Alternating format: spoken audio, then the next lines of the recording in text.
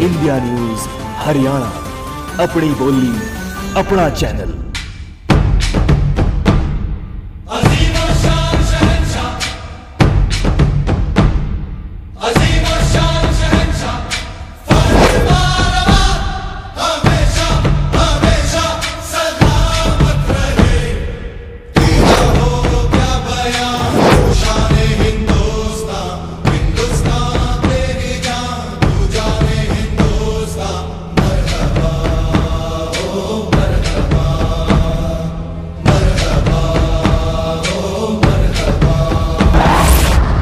गांधी जी उनकी छोटी छोटी घटनाओं को ये केवल इस पैमाने से जोड़ते रहे, हमेशा उन्होंने सम्मान किया।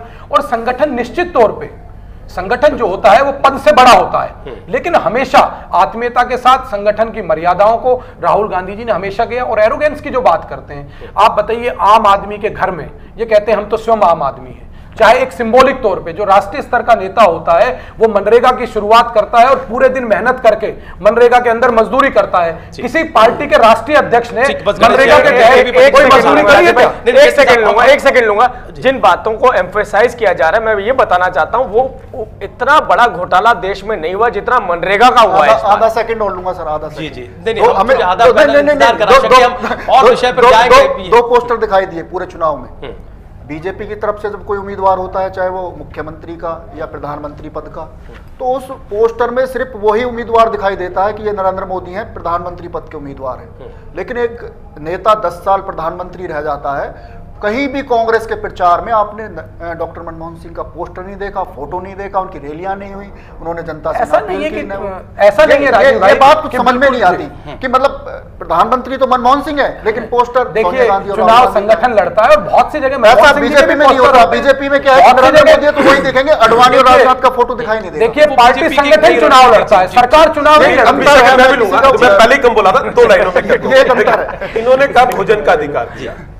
1971 में इंदिरा गांधी ने कहा था कि गरीबी हटाओ, तो विश्वसनीयता की बात है। उसके अलावा तेंदुलकर कमेटी हो, सक्सेना कमेटी हो, सेनदास गुप्ता कमेटी हो, तीनों कमेटी का जो निचेड़ है वो ये है कि आज भी 84 करोड़ लोग 20 रुपए प्रतिदिन पर गुजारा करते हैं। ये भोजन का अधिकार कब से देंगे, ये इनको उस पर जनता ने विश्वास नहीं किया, नंबर 1।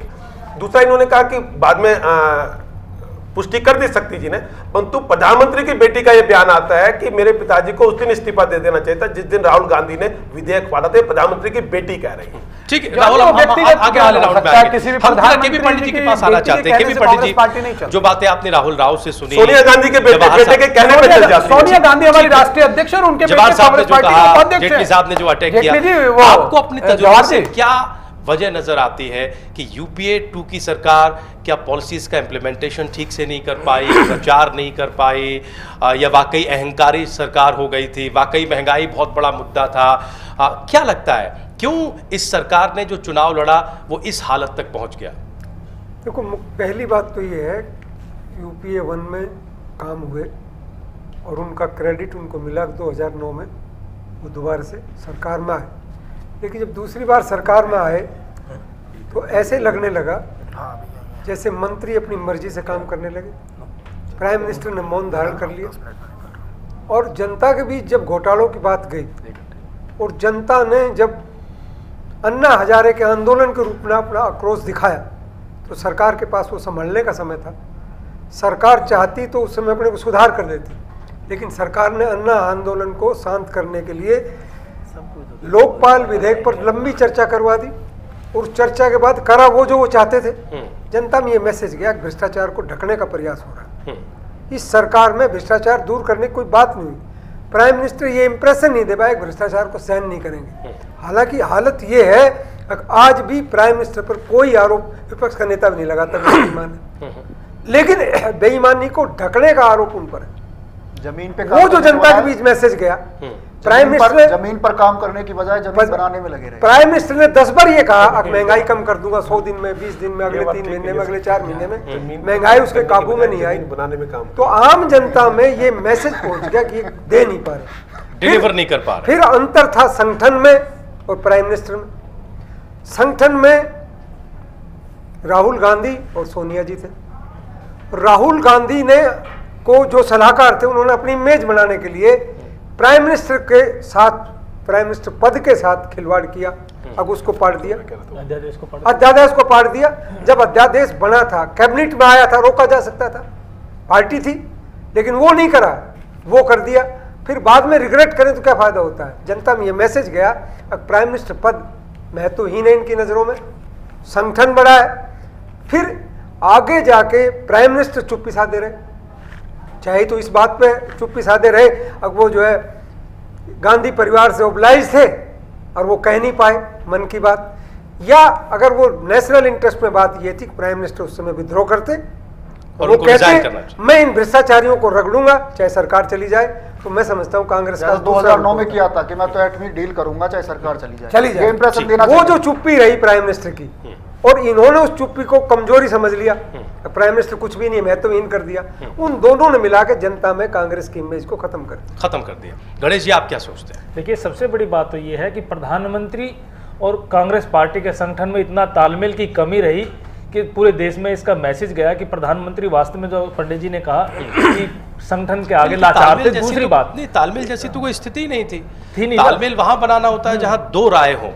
कांग्रेस में तो एक ही राय थी, कहाँ एक राय, एक ऑर्डर होगा और उस पर काम होगा, एक पॉलिसी जो 10 जनपद से फाइनल होगी वो इंप्लीमेंट होगी, यही तो राय थी। नहीं हुआ कहाँ? आप देखिए, प्रधानमंत्री विदेश में कोई असमंजस पॉलिसीज पर नहीं आया। जिस पॉलिसी को 10 जनपद से हरी झंडी मिल गई वो पॉलिसी लागू हुई। कभी हमने खबरों में ऐसा नहीं देखा कि पॉलिसी को लेकर सरकार या पार्टी के भीतर कोई मतभेद है। अध्यादेश जो मंजूरी मिली, कैबिनेट को भी पता था, सोनिया गांधी जी को भी पता था, और प्रधानमंत्री विदेश में थे, और राहुल गांधी ने देश के जनता के सामने उसको फाड़ के फेंक दिया। तो उसमें एक संदेश ये गया, जो पंडित जी ने कहा कि कांग्रेस के पार्टी के संगठन के सामने प्रधानमंत्री का कोई महत्व नहीं।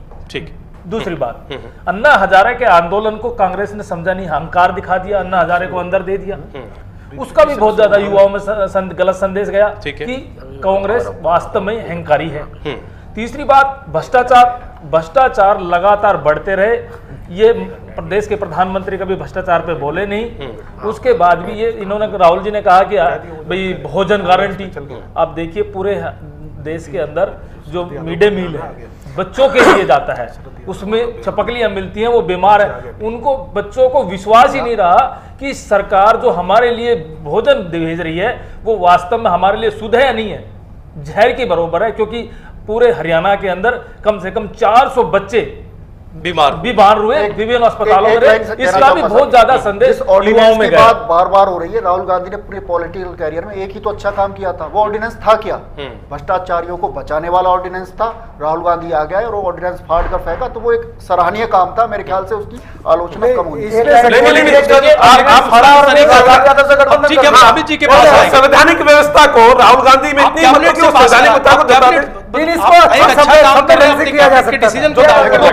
को रोकने वाला तो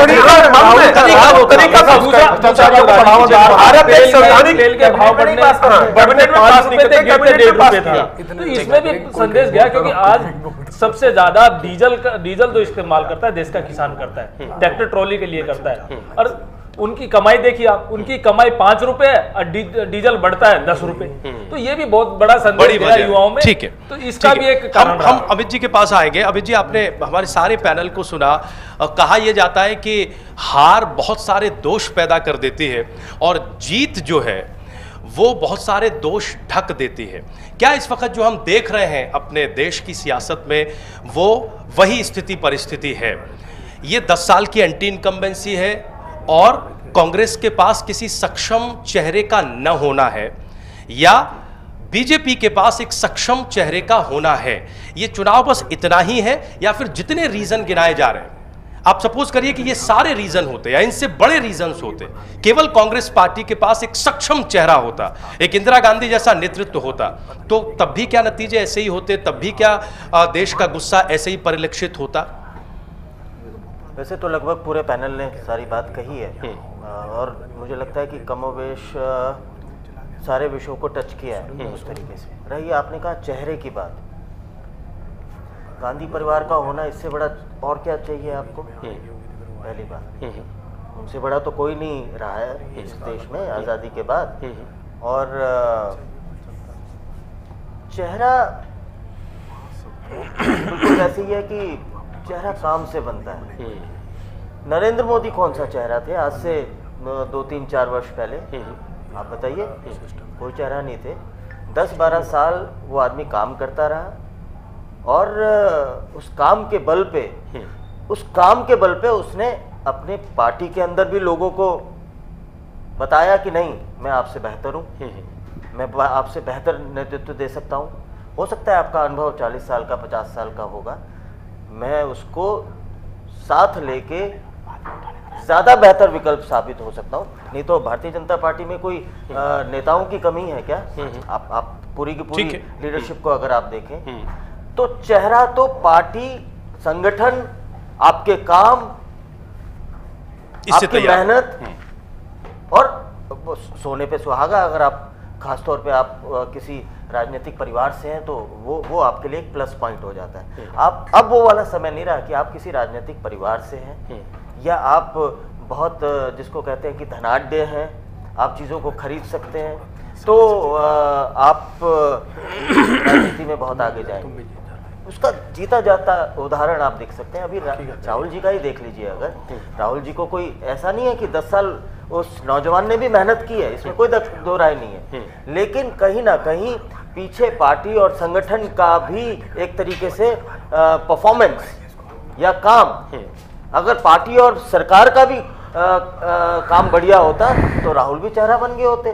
चेहरा बनना क्या, राहुल गांधी क्या कम टेलीविजन पे दिखे हैं? आप बताइए, राहुल गांधी का एक एक मूवमेंट पिछले 5 साल का आपके टेलीविजन इंडस्ट्री ने कवर किया। फिर सर ये क्यों कांग्रेसी इतने आरोप लगाते हैं कि मीडिया ने मोदी की हाइप क्रिएट कर दी, मीडिया ने एक भ्रम पैदा कर दिया, जैसा केजरीवाल को? सर ये बिल्कुल वैसे ही है। अगर कई बार ये बिल्कुल वैसे ही है राजीव। अगर for example Bharatiya Janata party दिन में 10 ऐसे प्रोग्राम कर रही है जिससे खबर सर और आ रही है, नीतीश कुमार ने इस्तीफा दे दिया है। शरद यादव का कहना है, शरद जी का कहना बता दीजिए। लालू प्रसाद यादव से भी हम समझौता कर सकते हैं बीजेपी को रोकने, एक सेकुलर सरकार बनाने के लिए, शायद इस तरह की खबर। ठीक है जी और सांप्रदायिक सरकार बनाने के लिए। ठीक है, बीजेपी का बयान भी आ गया, इसको भी हम चलवा सकते हैं जी।